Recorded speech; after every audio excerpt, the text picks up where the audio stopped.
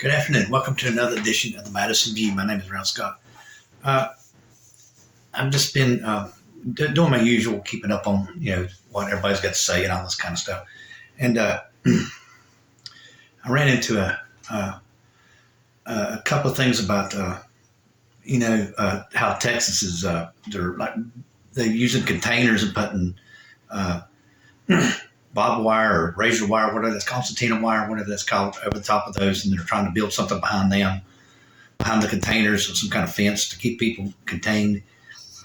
Uh, Basically, my whole entire impression right now of this border crisis, as it is called, okay, is a problem that's been with us for a very long period of time.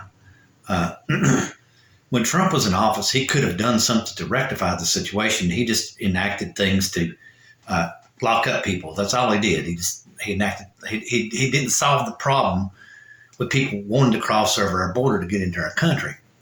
So, basically what needs to happen is we need to change how someone can immigrate to our country. And in my opinion, what they've done over the years, especially right now, is Greg Abbott's the poster boy for this, created so much of a drama down there in Texas that some guy that owns Susquehanna Trust Fund or something like that gave him $6 billion or $6 million, the highest political donation ever. And it's just a drama. I'm telling y'all, it's just a drama.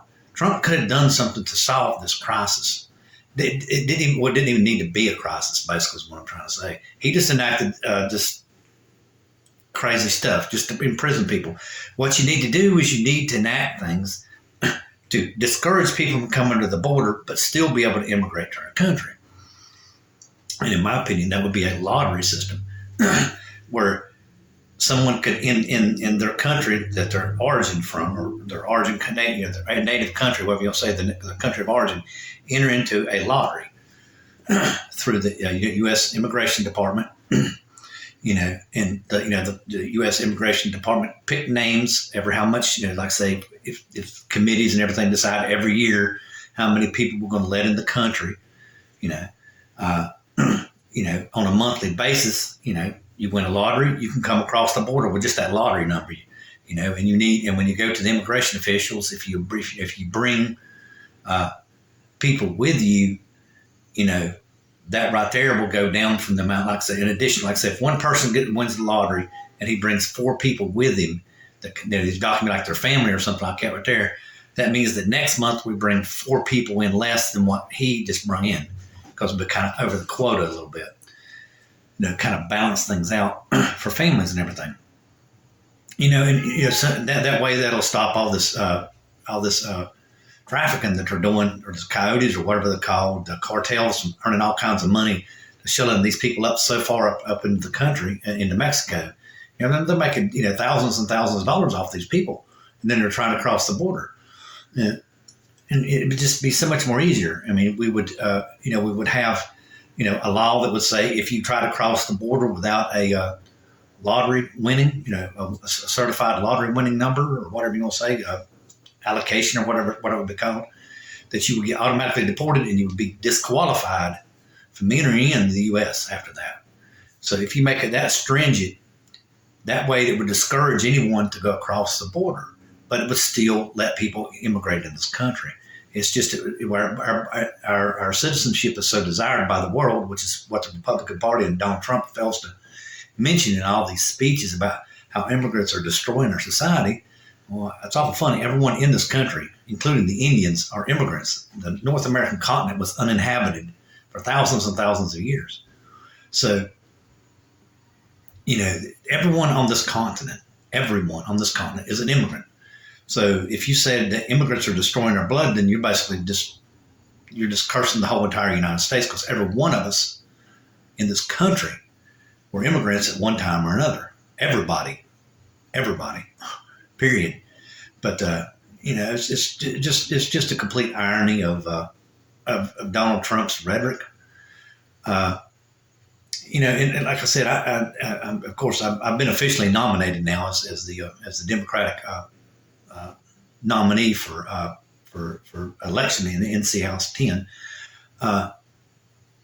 So That's one of the things I'm going to bring up in committee, like in closed door session or something like that. Or, I understand there's that, how you introduce a bill into the thing. And I think this would solve our immigrant crisis. I'm not saying, I don't want to call it crisis myself. It's just that people want to come to this country so bad they'll do anything to get here. They'll do anything. They'll walk thousands and thousands of miles, pay thousands and thousands of dollars, and brave all kinds of elements and everything just to get here to this country. Donald Trump's talking about make America great again. Seems awful funny. People from far, far away want to become Americans right now, not after Donald Trump makes it great again. So, again, it's just right wing propaganda stuff. And just like in my my campaign page, Ralph Scott for USHouse.com, I mentioned what I consider are the three cornerstones, or what I consider my slogan, really. The three cornerstones or three talking points, in my opinion, that are the most primary or important points to make in a campaign for myself, anyway. God, of course. God, meaning that, the Christian nationalists out there want to establish a nation, a Christian nation, which is against the Constitution of the United States. So therefore, they are themselves no longer patriots because they're turning their back on the second paragraph of the Declaration of Independence. And basically, life, liberty, and the pursuit of happiness is the equation as you have freedom of religion, and the government cannot interfere or establish a religion. Oh shit! Excuse me, my nose. Or establish a religion that you have to follow. And of course, the last and first most, and well, not last, but in my opinion, the most important point is everyone needs to respect everyone else's religion, because if that didn't happen during the founding of our country, we would not exist today if people did not respect other people's religion. Okay, number two is family. Okay, and like I said in a previous video, I'm going to introduce into a bill, into legislation, to where we take the child deduction and make it the same as an adult for people making less than $100,000 a year for their children. That should help solve a lot of problems. I think that should take a lot of I don't know how you say it. Not really financial. Well, just financial deficiencies. And hopefully, remedy them, and put families in more stable housing, because families are basically the cornerstone and bedrock of any democratic society. And finally, number three is the individual, which is something, again, going back to the Declaration of Independence, is the most important thing that our country is founded upon. That second paragraph in the Declaration of Independence says the individual right. It's a God-given right. Okay, every one of these things are life, liberty, and the pursuit of happiness. And just like the abortion issue, in my opinion, that is an individual right. It is not for the Christian nationalists or pro-life movement to dictate to everyone else how they're supposed to manage their life. And again, I'll bring up Mark Robinson and somebody else. I think the guy that was running for president in South Carolina even had his girlfriend get an abortion. It's awful funny. They want to restrict that stuff now, or eliminate it totally. It just seems like the people who are so adamantly wanting to ban abortion actually used abortion at one time or another. I just think that, if you go back to the Declaration of Independence again, life, liberty, and the pursuit of happiness, a woman does not have to have children. It's not required of her. This is a free country. You do not have to have children. And if your pursuit of happiness is you want to be single, and not have children, then it's your right. You can't help things that happen in between. And then, like I said, gun control. This is another, all these issues I mentioned are big time fundraising things for the Republican Party. Gun control. I mean, the Republicans just all they do is just bring up just one little whisper of anything, and they send you a card and want to raise money in the mail. The reason why I know is I had a neighbor that was a member of the NRA. And every time there was any kind of little political controversy over gun control, he said about every 3 or 4 weeks or every month or 2 or 3, he was getting another thing in the mail. Want more money? That's exactly what these things are. The abortion and the gun control are nothing but for the Republican Party to raise funds. That's all it's for. And they're messing with your right. And finally, last, gerrymandering, which is they are messing with your right to vote. That all goes back to gerrymandering. All goes back again to the Declaration of Independence, the second paragraph, where it says, a government derives it's consent or power from the consent of the people.